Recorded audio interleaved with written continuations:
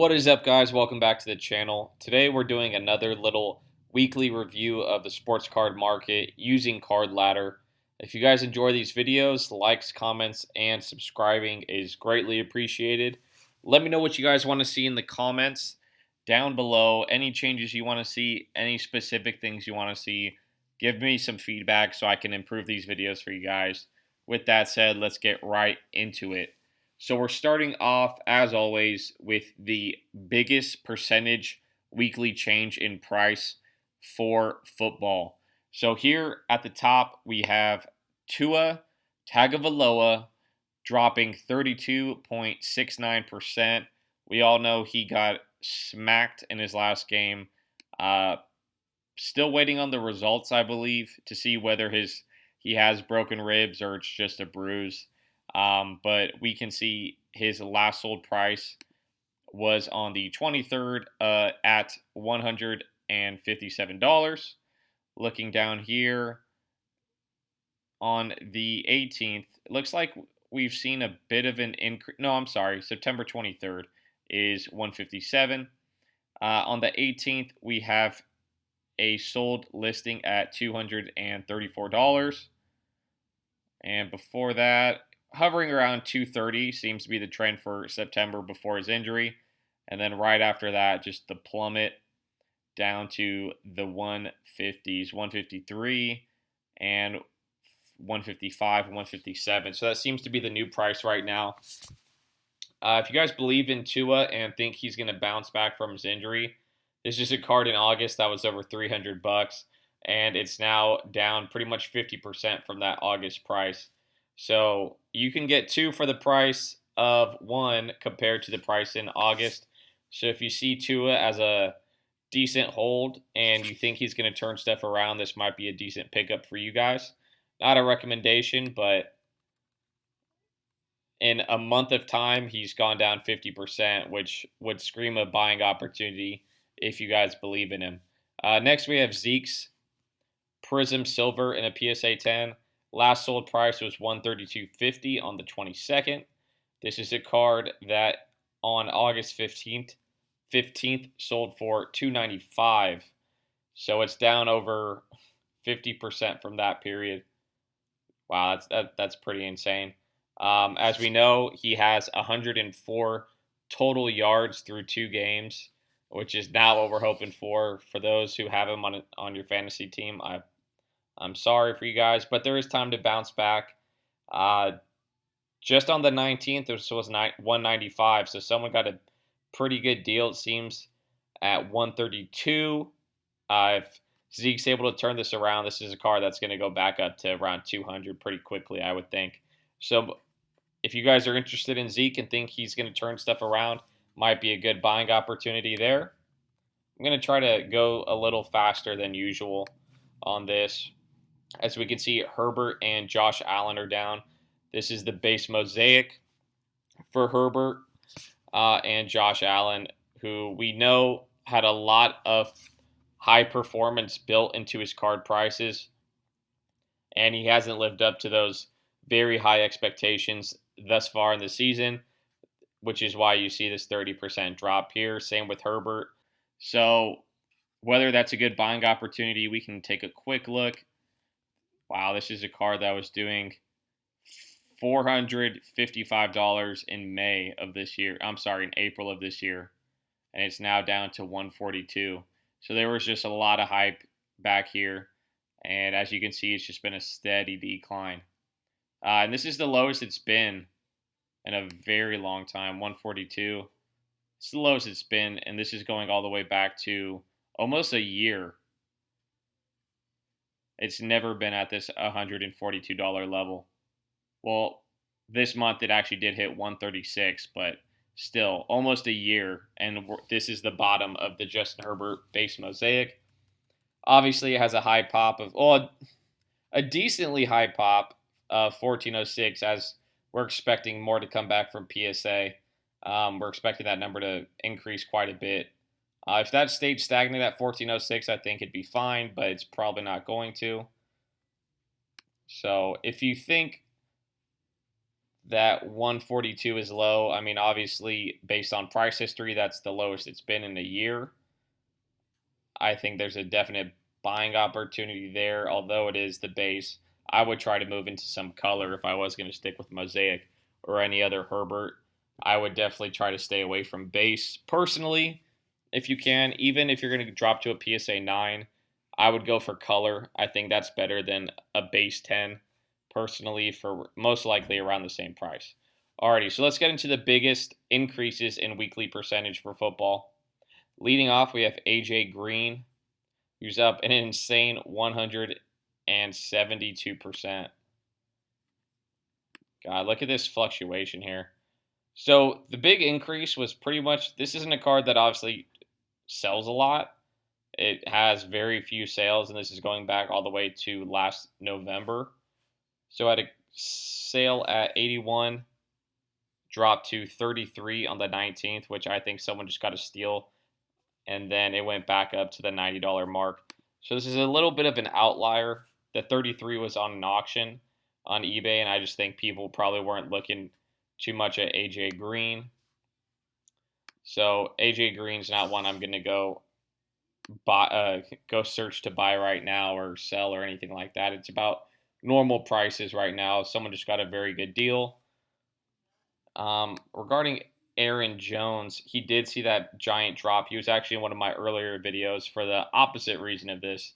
He did not have a good first game, and since then he's recuperated a little bit in price. As we can see, he was at 218 at the beginning of the month.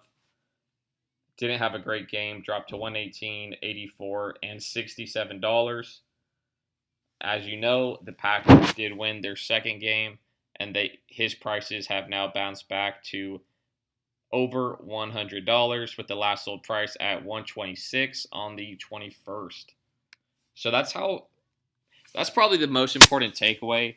He was on the list for the biggest negative percentage, I believe, a week ago, and now he's up 88% since that drop.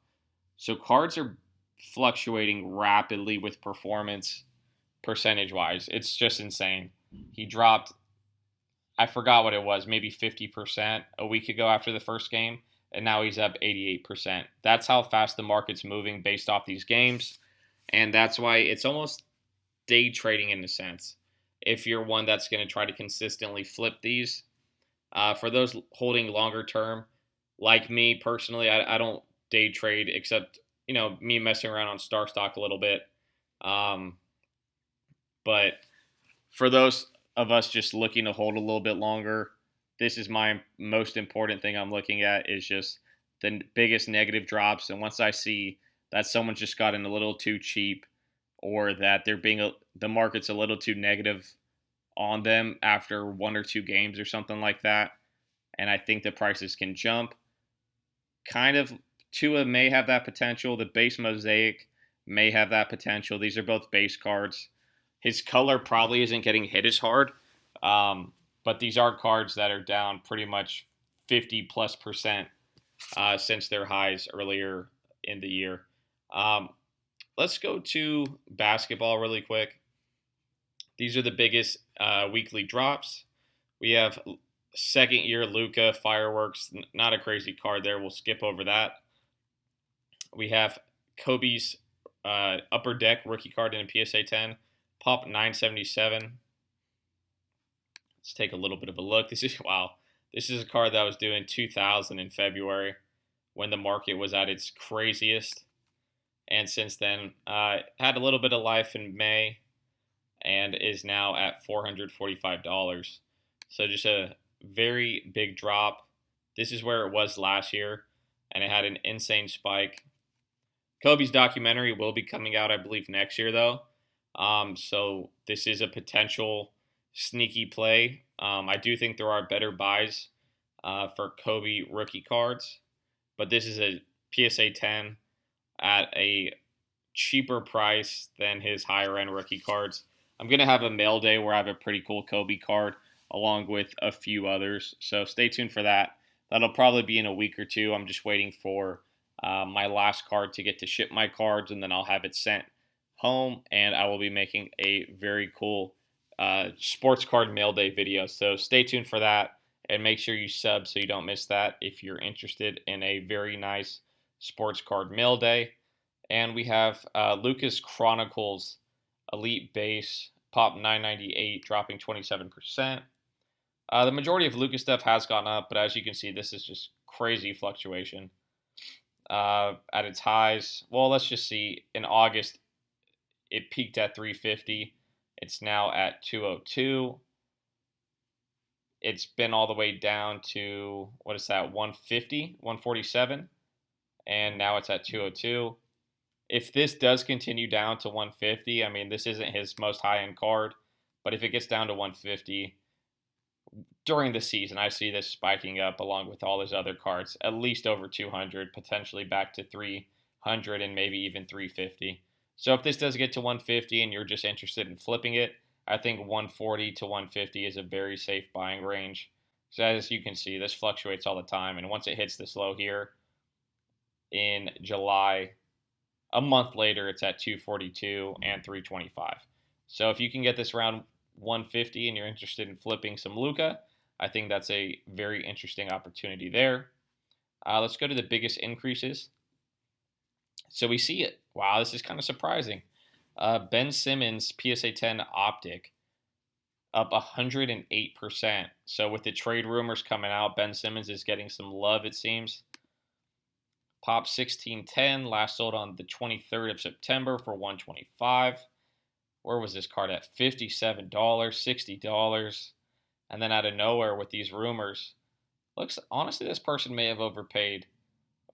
The day before it sold for 85 and now it's at 125. Yeah, I'm a little surprised about that. Someone may have been just a little too anxious. But I am holding one Ben Simmons card. It's not this one, not the Optic. I think it's a Prestige or maybe a Studio.